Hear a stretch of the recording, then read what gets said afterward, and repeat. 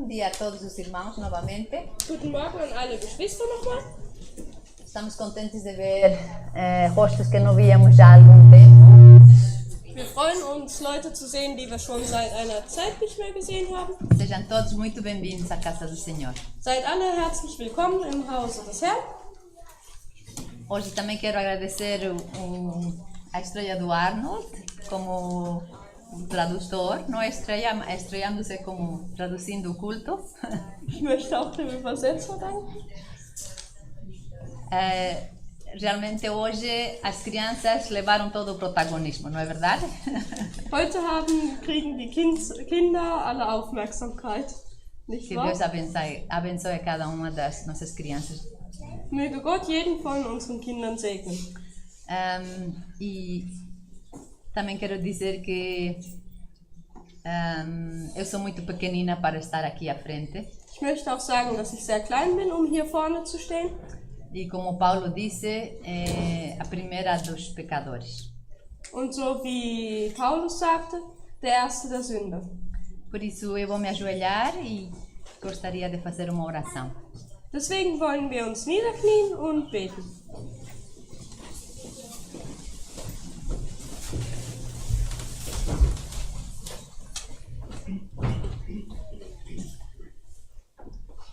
Senhor, nosso Deus que estás nos céus, Herr, unser Vater, der du im Himmel bist, qualquer coisa que façamos ou digamos não faz sentido se tu não estás no nosso meio.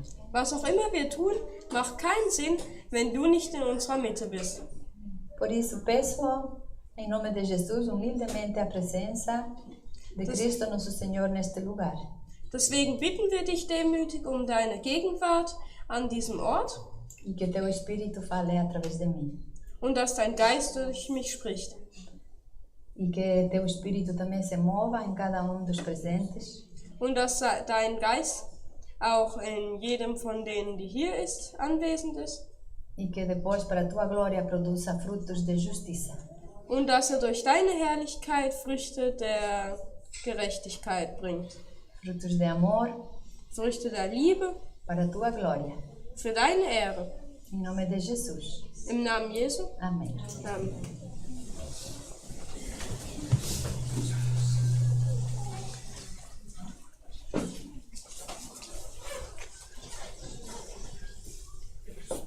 O texto introdutório de hoje está em João 15:10, que peço aos irmãos irem. Der Einführungstext ist in Johannes 15, Vers 10.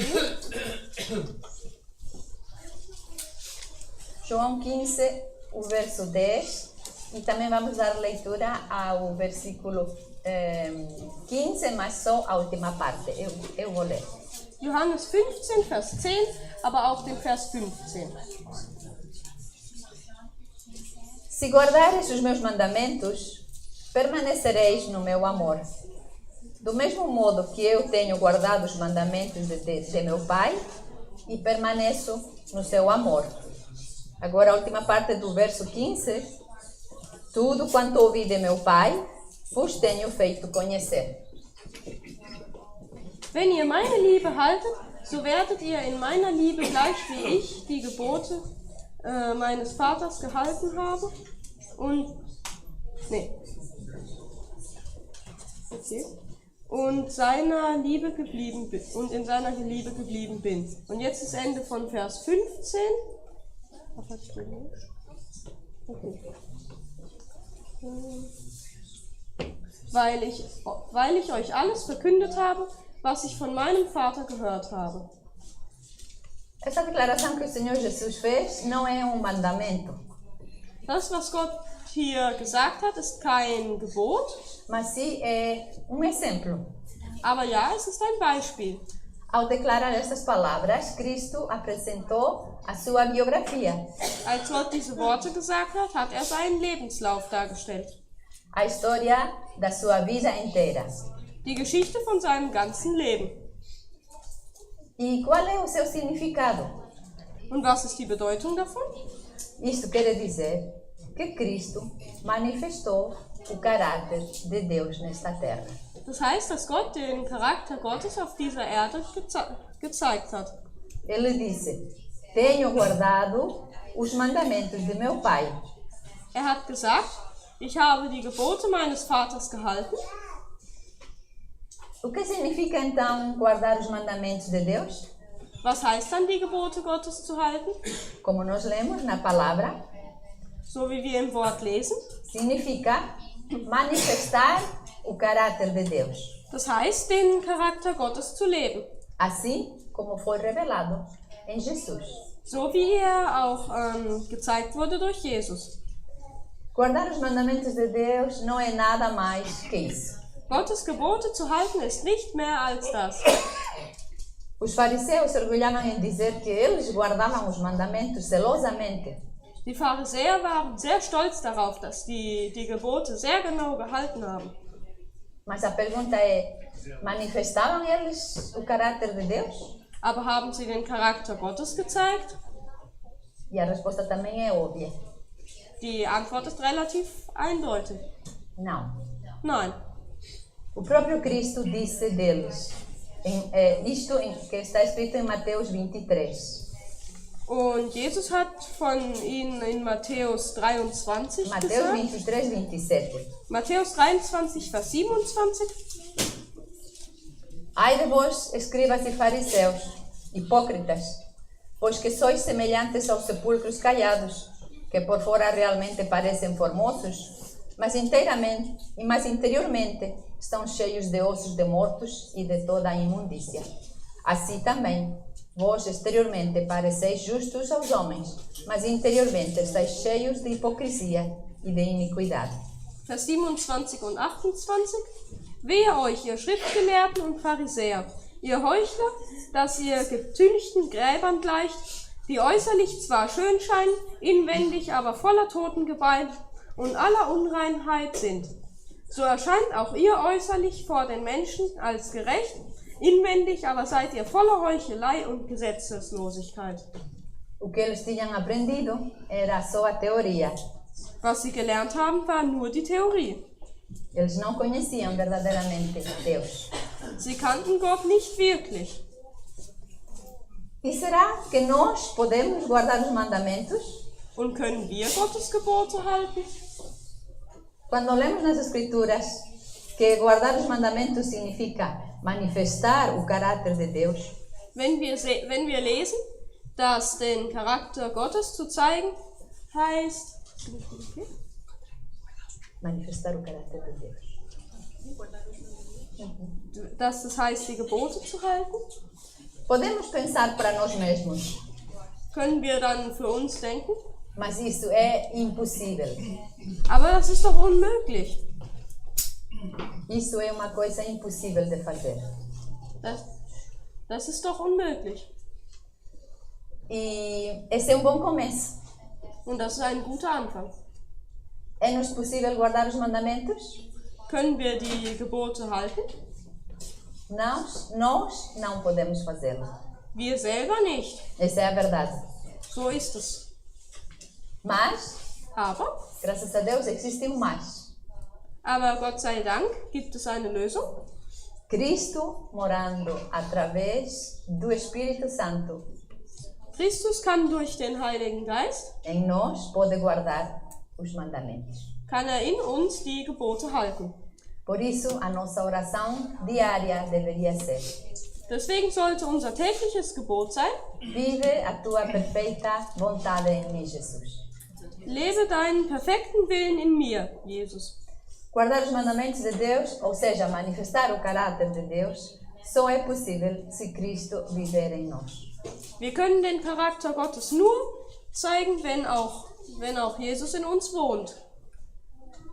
E como na escola sabatina já foi estudado durante essa semana e também hoje na recapitulação, Und so wie schon in der Sabbatschule studiert wurde, e também na história das crianças, uns auch in der Kindergeschichte gesagt wurde, é incrível como a palavra de Deus é única e é sempre a mesma. O evangelho que se prega cá todos os sábados que nós estudamos na semana é sempre o mesmo. es ist unglaublich. Das Evangelium ist immer das Gleiche. E também foi mencionado que o nosso primeiro inimigo a vencer Und es hieß auch, dass unser erster Feind siegen, é o nosso der uns besiegen will, eu. das ist unser Ich. O nosso eu é o maior inimigo para nós podermos manifestar o caráter de Deus. Unser Ich ist der größte Widerstand, um den Charakter Gottes zu zeigen. Porque eles são antagônicos. Weil sie sind entgegengesetzt. Se alguém, em Mateus 16, 24, como já lemos, diz: Então disse Jesus a seus discípulos. Vamos ler em Mateus 16, 24. In Matthäus 16, Vers 24 steht: Mateus 16, 24.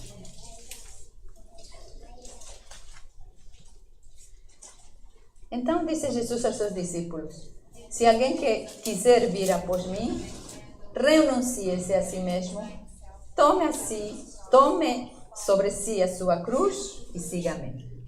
Da sprach Jesus zu seinen Jüngern: Wenn jemand mir nachkommen will, so verleugne er sich selbst und nehme sein Kreuz auf sich und folge mir nach.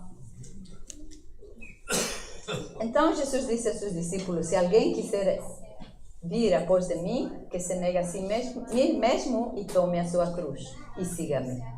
Negar-se a si mesmo. Essas são as palavras. Essas palavras têm um significado muito mais amplo do que se distanciar de um lugar proibido. Also man soll sich selbst verleugnen. Diese Wörter haben eine sehr tiefe Bedeutung. É mais do que se distanciar de um lugar proibido ou de abandonar algum hábito alimentício que é daninho. Es ist nicht nur von einem verbotenen Gebiet wegzugehen oder zum Beispiel irgendwas, was wir nicht essen sollen, nicht mehr zu essen. Estas palavras significam o sacrifício do eu.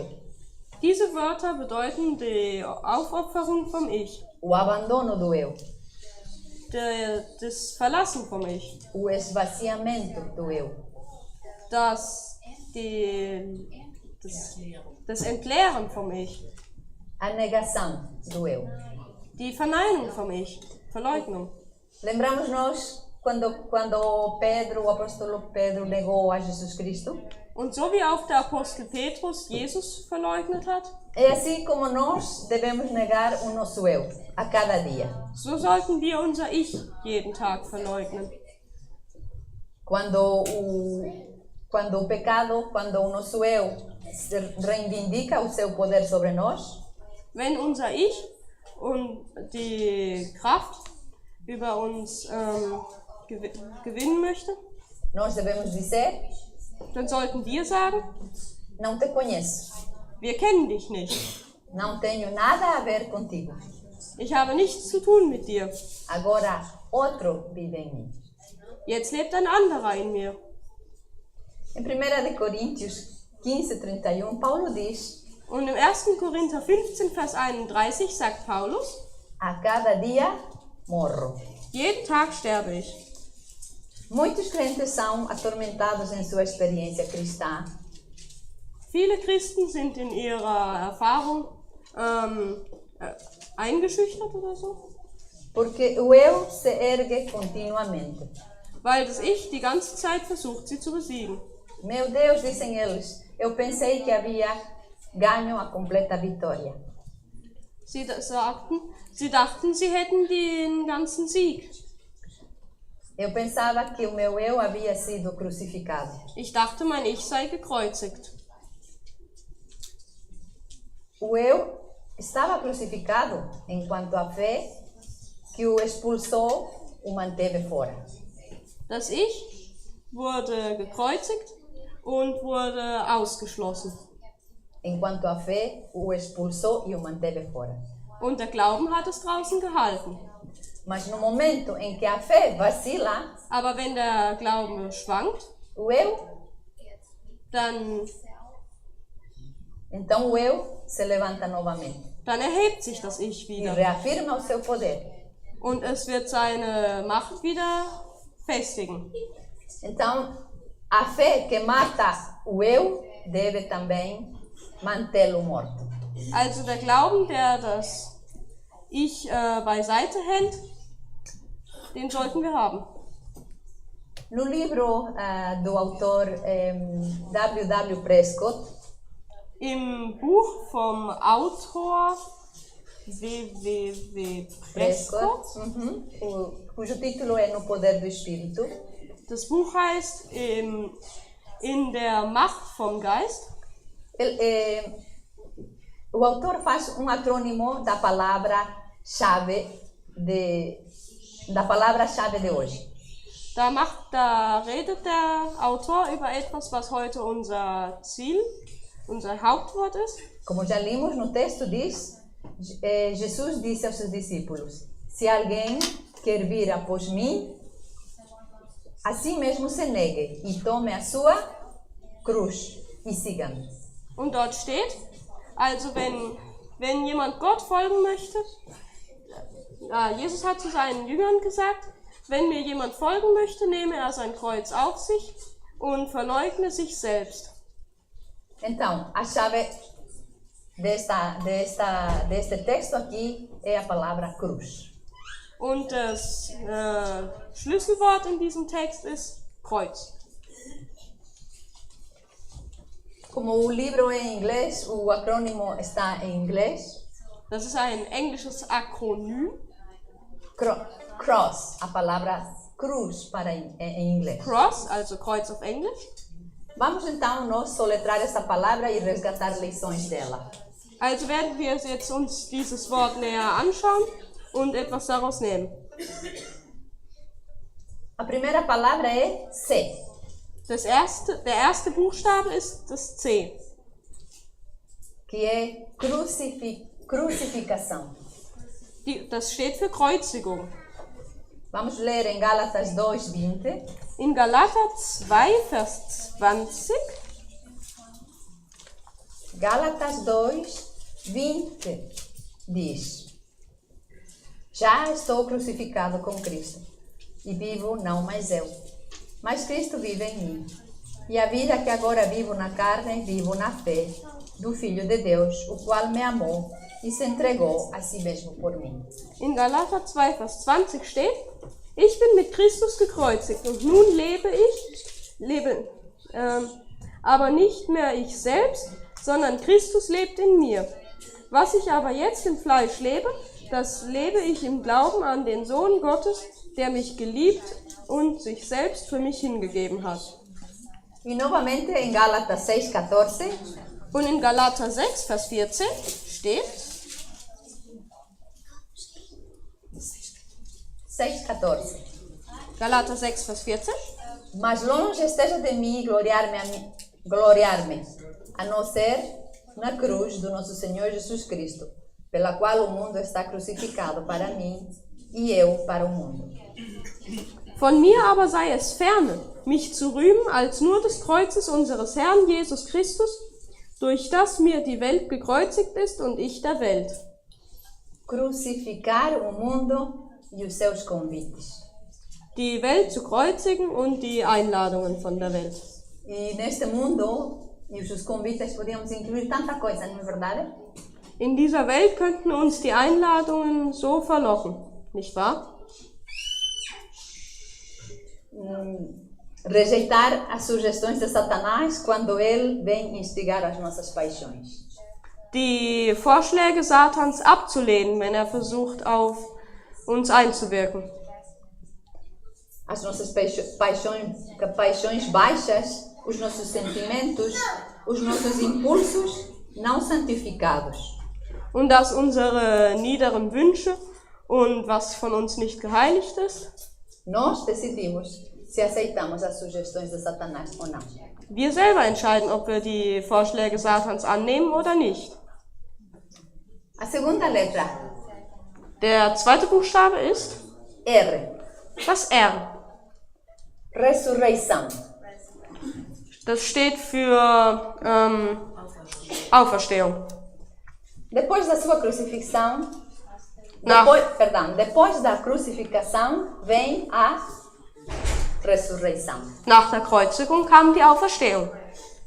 Vamos a leer en Romanos 6, Wir lesen das in Römer 6.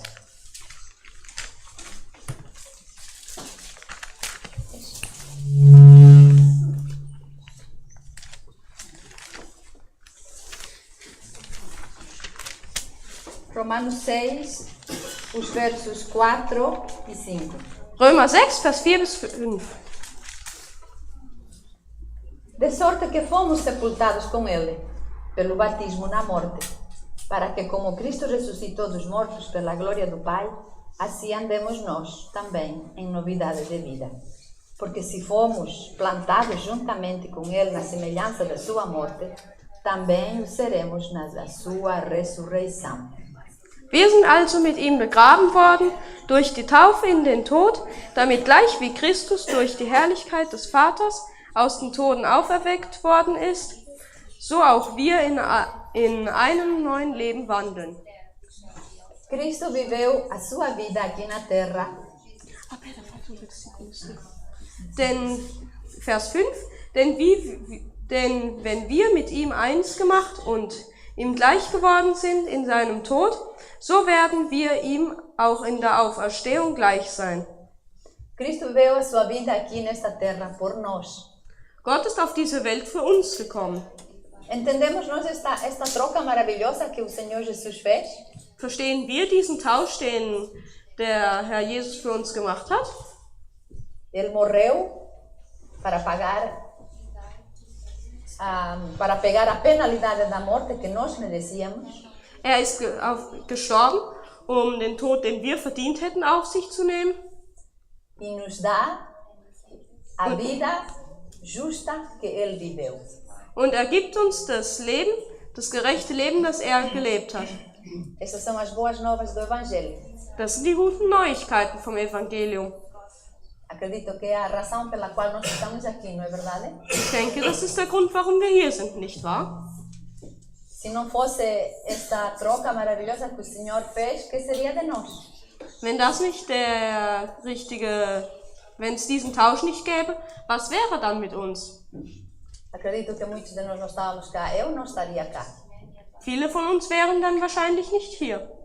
Jesus Cristo nos dá, não só nos dá o trabalho, não só nos dá a tarefa, também nos dá o poder. Jesus gibt uns nicht nur Aufgaben, sondern auch die Macht. Não precisamos lamentar-nos, pois aquele que fez os céus e a terra é o nosso Salvador. Wir müssen uns nicht beschweren, weil der Himmel und Erde gemacht hat, ist unser Erretter. E vive hoje por nós. Und er lebt heute immer noch für uns. Porque como tínhamos dito ao início, weil wie wir am Anfang gesagt hatten, por nós mesmos não podemos guardar a lei de Deus. Wir können durch uns selbst nicht das Gesetz Gottes halten. Portanto, não podemos manifestar a glória de Deus.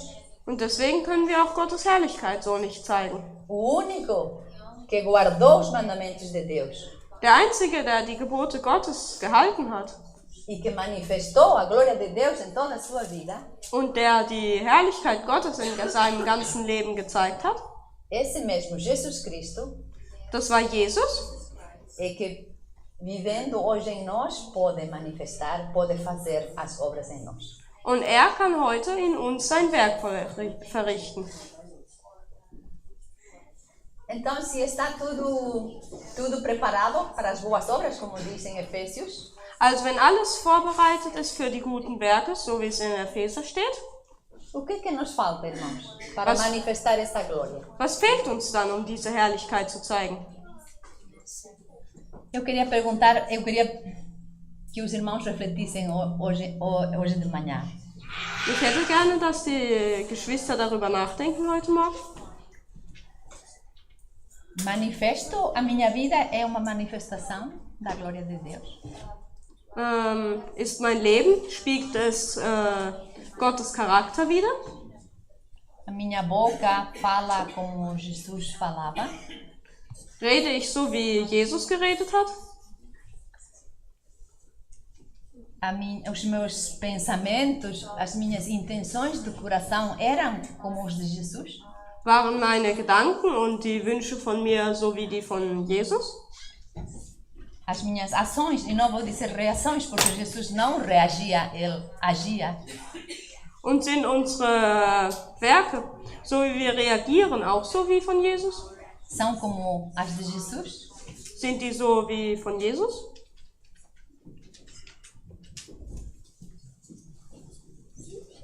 A nossa vida de cristão se resume praticamente nisto. Unser christliches Leben wird in etwa so zusammengefasst. Porque se eu levo anos de cristão, de adventista, Weil auch wenn man Jahre ein Adventist ist e ainda não entendi,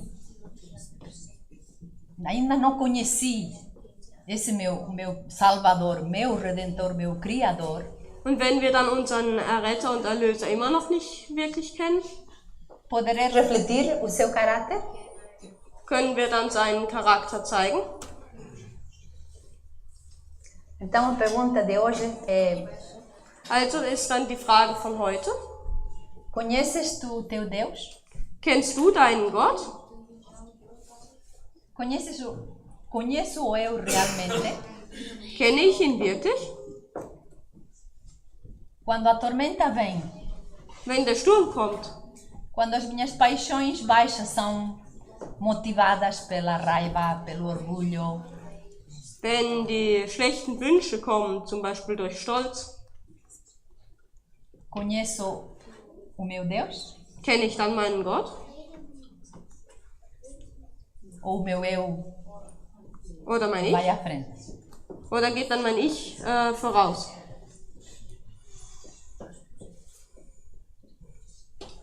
Jesus Cristo falou: Jesus hat gesagt, todo o poder me foi dado no céu e na terra. alle Kraft wurde mir im Himmel und auf Erden gegeben. Quer dizer que esse todo o poder que lhe foi dado a Jesus Cristo também me é dado a mim ou não? Also kann diese Kraft mir gegeben werden oder nicht? Não é Jesus o nosso substituto? Ist nicht Jesus unser Stellvertreter? Não é Jesus que tem que viver a sua vida em mim? Ist Jesus nicht der in uns leben sollte? Então, por Jesus morando em mim, eu posso dizer também que todo o poder me foi dado no céu e na terra. Also kann ich auch sagen, dass die ganze Macht und ihm auf Erden und im Himmel, vom Erde und Himmel ihm gegeben wurde. Acreditamos nós isto, irmãos, realmente? Glauben wir daran? Porque se lhe queremos a Deus, quando Ele diz isto, que Ele nos dá o poder, que para Deus não há nada impossível, se eu lhe creio a Deus, Wenn für Gott nichts unmöglich ist und wir an Gott glauben, devia acontecer, não é verdade? dann sollte das passieren, oder? Ele ganhou todo esse poder legitimamente e através da sua morte. Hat diese ganze Macht mit Recht erhalten und auch durch seinen Tod. E quando foi levantado, ressuscitou em novidade de vida.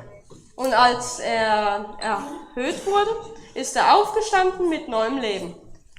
Vamos ler em Romanos 6, In Römer 6 os versos 10 e 11. lesen wir den Vers 10 und 11. A palavra de Deus é muito rica, irmãos. Das Wort Gottes ist sehr reich. Pois quanto a ter morrido de uma vez, morreu para o pecado. Mas quanto a viver, vive para Deus. Assim também, vós considerai-vos como mortos para o pecado, mas vivos para Deus em Cristo Jesus nosso Senhor. Also auch ihr. Vers 10. Denn was gestorben ist, das ist der Sünde gestorben. Ein für allemal. Was aber lebt, das lebt für Gott. Also auch ihr. Haltet euch selbst dafür, dass ihr für die Sünde tot seid, aber für Gott lebt in Christus Jesus, unserem Herrn. Le creemos nós a Deus? Glauben wir das Gott? Creemos nós a palavra que Deus está a falar aqui? Glauben wir an das, was Gott hier sagt? Aqui diz claramente, pois quanto a ter morrido de uma vez, Ele, Jesus Cristo, que mora em mim, que é meu substituto, Hier steht ganz klar, dass wenn Gott in uns stirbt, morreu para o pecado, mas quanto a viver, vive para Deus. dass wenn er für unsere Sünden gestorben ist, dass wir dann leben können. Assim também, nós consideremos-nos como mortos para o pecado, Dass wir für Gott leben und dass wir tot für die Sünde sind, mas vivos para Deus em Cristo Jesus nosso Senhor. aber lebendig für Gott, Jesus Christus, unserem Herrn. Não está claro, irmãos? Ist es nicht klar, Geschwister? E não é uma boa notícia? Und ist es nicht eine gute Neuigkeit? Lembro-me numa reunião que se falou acerca disto. Da erinnere ich mich an eine Versammlung, wo es darum ging. Eu e uma irmã que estava ao meu lado nos abraçamos a rir, a sorrir melhor. Da habe ich und noch eine andere Schwester, wir haben uns umarmt und dabei waren wir ganz glücklich. Nos abraçamos acreditando estas palavras. Wir haben uns umarmt und daran geglaubt. Não reine o pecado no vosso corpo mortal para lhe obedecer. Perdão. Considerai-vos mortos para o pecado, mas vivos para Deus em Cristo Jesus. Seid tot für die Sünde, aber lebendig für Jesus. Estamos a falar da palavra ressurreição, Wir reden über das Wort Auferstehung. que está dentro da palavra cruz. Das ist im Wort Kreuz. Te consideras morto, irmão, para o pecado, mas vivo para Deus? Bist du Morto para o pecado. Bist du tot für die Sünde und lebendig für Gott? A nova vida para a qual somos renascidos não é a antiga vida do eu. Das Leben, für das wir neu auferstanden sind, ist nicht das Leben vom Ich. É a vida de Cristo. Es ist das Leben von Jesus. E a vida que Jesus vive no agente e é a vida que Jesus vive no agente humano. Und es ist das Leben, was Jesus in uns Menschen lebt. Não eu, mas ele. Nicht ich, aber er. Quando o eu morre, Wenn das Ich stirbt, Cristo vive onde o velho homem foi enterrado. dann lebt Gott dort, wo der Mensch begraben wurde. Das Ich begraben Onde o wurde. homem velho foi enterrado, nasce um novo homem. Dort, wo er begraben wurde, kommt ein neuer Mensch. Wird ein Und neuer Mensch geboren. Onde o velho homem vivia em pecado, um novo homem anda com Deus. Wo der Mensch früher in der Sünde gegangen ist, geht er dann mit Gott. Nós estamos identificando com estas palavras, irmãos? Identifizieren wir uns mit diesen Worten? Porque este é o objetivo de Deus para a nossa vida, não é verdade? Weil das ist das Ziel, was Gott für uns hat. Nos Nicht wahr? fazer novas criaturas. Dass wir ein neues Geschöpf werden. A outra palavra, a palavra a seguir, é a letra O. Danach kommt der Buchstabe O. Obediência. Das steht für Gehorsam. Romanos 6, In Römer 6 steht, do verso 6 ao 12. in Vers 6 bis 10, nee, 6 bis 12.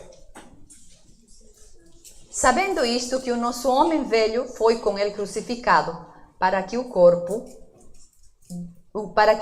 do pecado seja desfeito, para que não sirvamos mais ao pecado, porque aquele que está morto está justificado do pecado.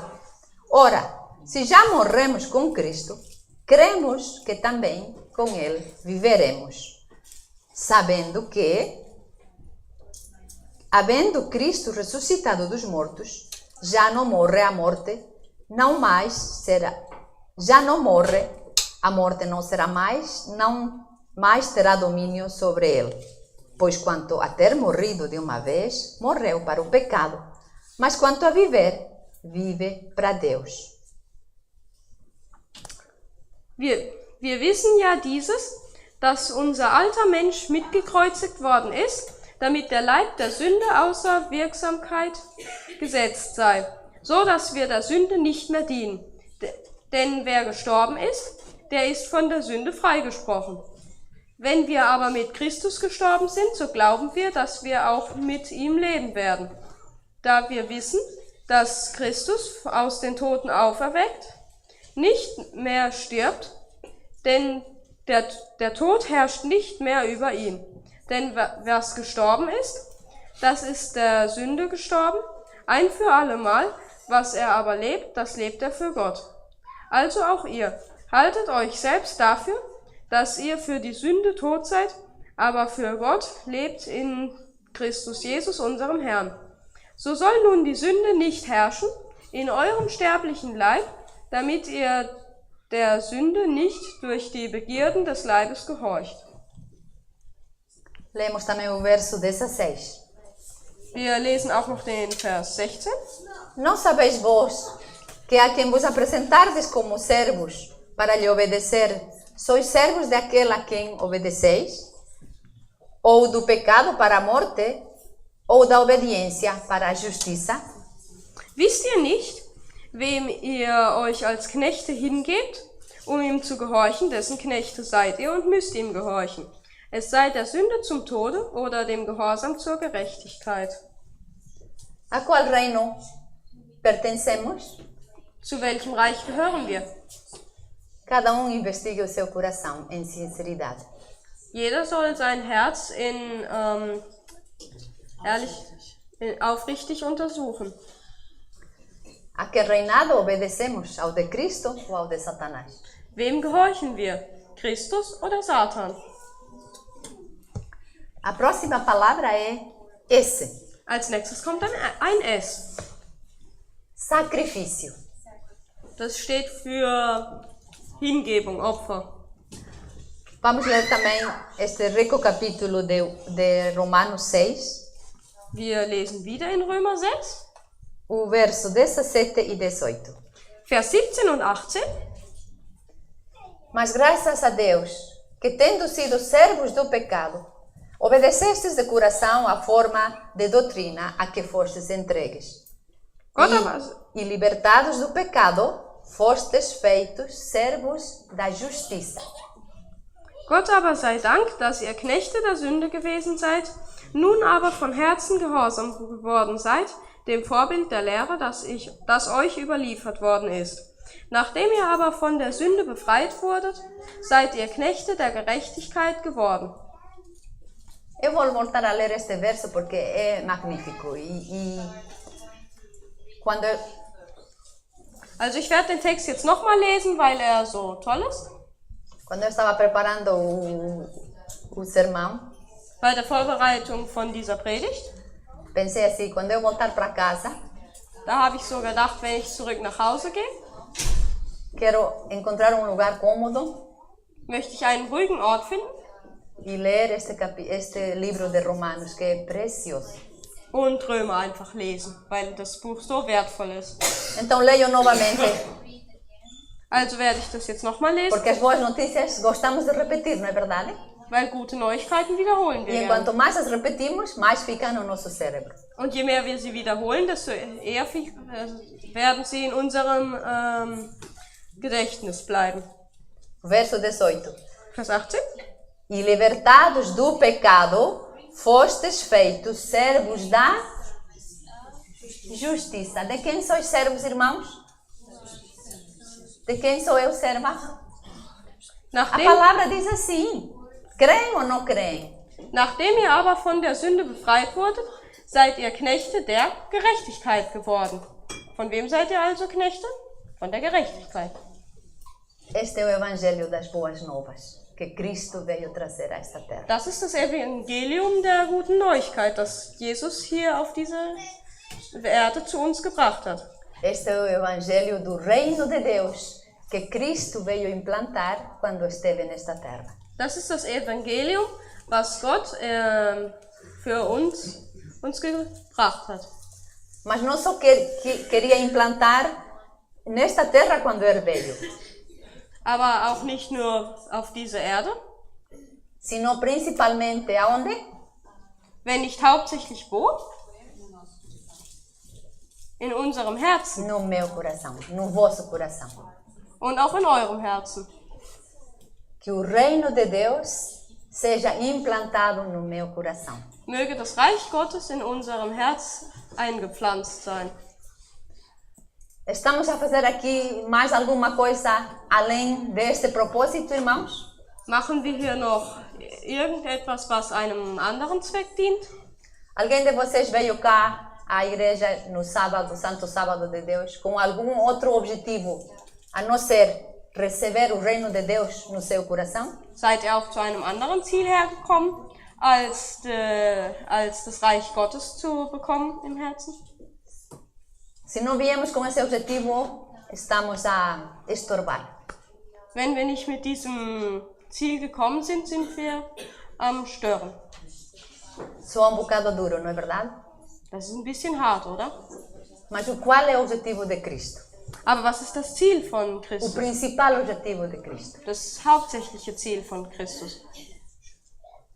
Implantar o seu reino na minha mente e no meu coração.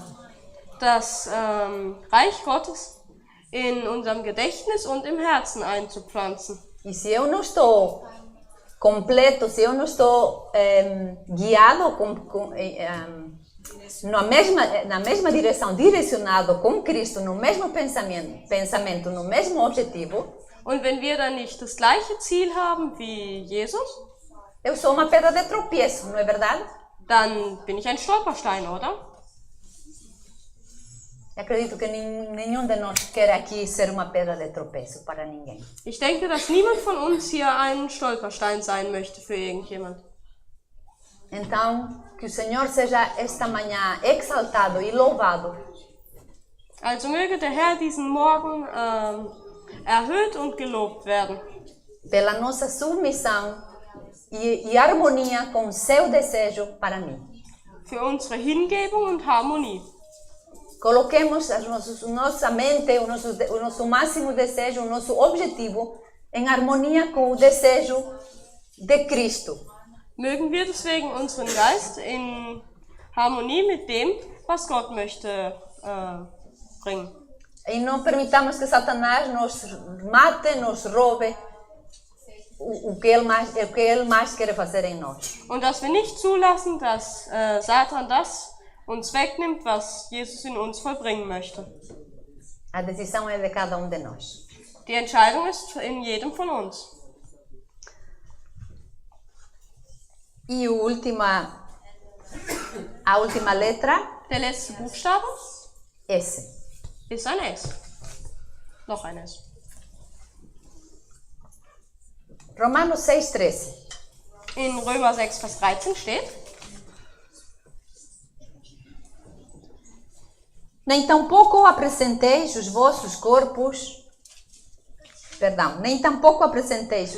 membros ao pecado por instrumento de iniquidade, mas apresentai-vos a Deus como vivos entre mortos, e os vossos membros a Deus como instrumentos de justiça. Gebt auch nicht eure Glieder der Sünde hin als Werkzeuge der Ungerechtigkeit, sondern gebt euch selbst hin als solche, die lebendig geworden sind aus den Toten, und eure Glieder Gott als Werkzeuge der Gerechtigkeit. Apresentar-nos a Deus diariamente como instrumentos de justiça. Dass wir uns täglich Gott hingeben als Werkzeuge der Gerechtigkeit. Mas instrumento de justiça só para aqueles que eu gosto? Aber ist man nur ein Werkzeug der Gerechtigkeit für die, die man auch mag? Apresentar-me como diz aqui, cada dia, apresentar-me a Deus como instrumento de justiça só para aqueles que concordam com as minhas ideias? Machen wir das nur für die, die auch einverstanden sind mit dem, was wir auch denken? Como se diz em português, só aqueles que me cheiram? So die für mich gut riechen, wie man im Portugiesisch sagt? Aqui diz para apresentar os nossos corpos como instrumentos de justiça. Hier steht, dass wir unsere Körper als Werkzeug der Gerechtigkeit nutzen. E esta justiça foi para quem primeiro? Und diese Gerechtigkeit war für wen vor allem? Foi para quem primeiro? Para os perdidos ou para os salvos? Zuerst für die Verlorenen oder Geretteten? Se na minha opinião a minha irmã está perdida, Wenn in meiner Meinung jemand verloren ist, para representar como instrumento de justiça, tenho para me apresentar a Deus como instrumento de justiça, tem que ser primeiramente para minha irmã. und als Werkzeug der Gerechtigkeit muss ich dann auch vor allem auch für meine Schwester da sein, zum Beispiel. Não é verdade? Porque aos meus, já os cuido, já logicamente me apresento como instrumento de justiça. Weil wir präsentieren uns ja schon als Werkzeug der Gerechtigkeit. Como a Bíblia diz, não fazem também isso os mundanos? In der Bibel steht, machen das nicht auch die Gerechten, die in der Welt sind. Então qual é a novidade do Evangelho? Was ist dann die Neuigkeit am Evangelium? A novidade do Evangelho é que eu ame também aquele que não me cheira. Das Neue im Evangelium ist, dass wir auch die lieben, die wir nicht so mögen. Não foi isso que Cristo fez? War das nicht das, was Christus getan hat? Me amou a mim, que sou uma pecadora. Er hat uns alle geliebt, auch mich, die wir Sünder waren. E se alguém aqui não se considera pecador, esta pregação não é para ele. Und wenn sich hier jemand nicht als Sünder sieht, dann ist diese Predigt nicht für den. Uma vida entregue a Deus é uma vida entregue ao serviço. Und ein Leben, das Gott geweiht ist auch dem Dienst geweiht. Uma vida entregue para salvar. Ein geweihtes Leben, um zu retten, Uma vida entregue para amar. um zu lieben, Amar a todos, sem exceção. um jeden zu lieben, ohne Ausnahme. Se o amor de Cristo mora em mim, Wenn die Liebe Gottes in mir wohnt, é possível amar ao meu inimigo ou não? ist es dann möglich, meinen Feind zu lieben? Ja oder nein? Mas se eu deixo que o meu eu venha à tona, Aber wenn ich zulasse, dass ich oberflächlich bin, nada feito, não é verdade?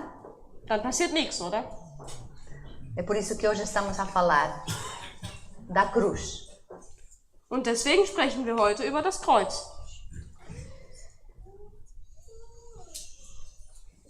Aborreces a teu irmão que reúne contigo no mesmo edifício? Odeias. Findest du es schlimm, dass zum Beispiel dein Bruder im gleichen Gebäude lebt?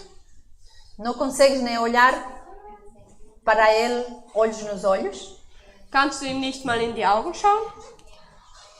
Falas com raiva e desprezo no teu coração? Redest du mit Hass in deinem Herzen über ihn? Então este é o texto para ti.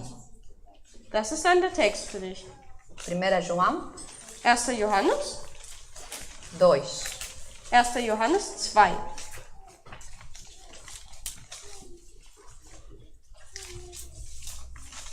O versículo Und dort der Vers? 9 a 11. Vers 9 bis 11.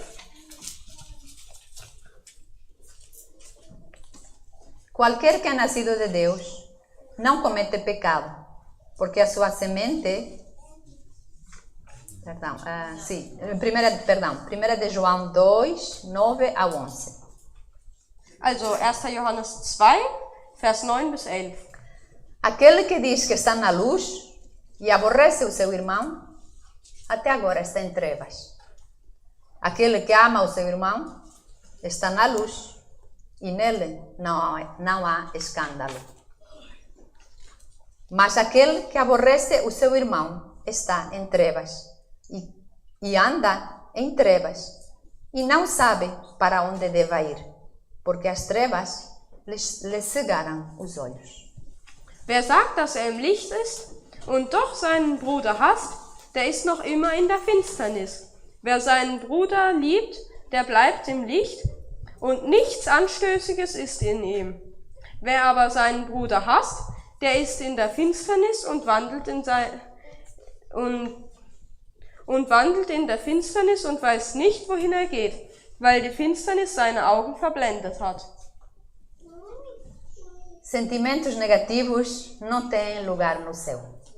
Negative Gefühle haben keinen Platz im Himmel.